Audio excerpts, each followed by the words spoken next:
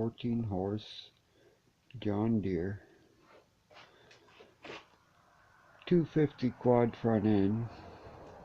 Front bumper is made out of a gym set from a dump.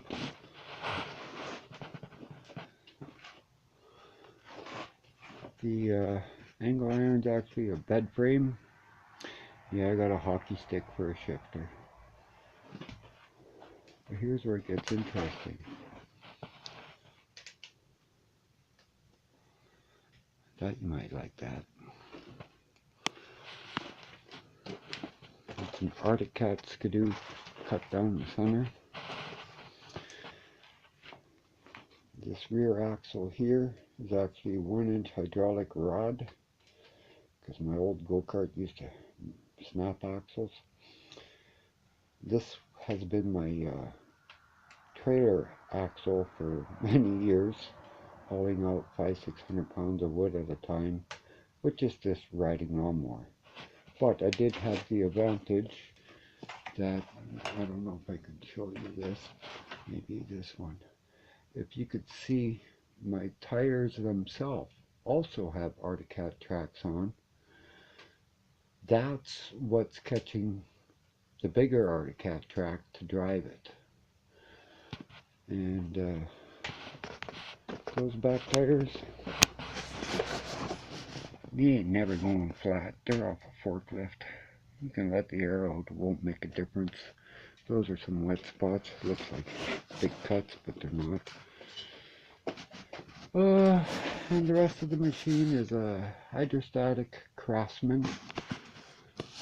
And, the one fellow asked about the school bus seat as to how I mounted it. That's over here.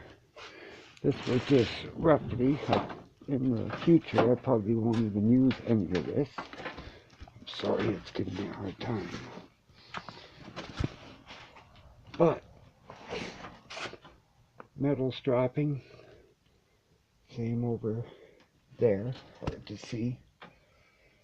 Piece of plywood, more metal strapping. I think there's 6 screws going through the metal framing, and that's what holds the school bus seat on. And then all this just bolts back on with the 4 bolts. It's supposed to be 6, but I took the brackets off underneath by the pedals here to put the angle in. I never got around to putting it back in.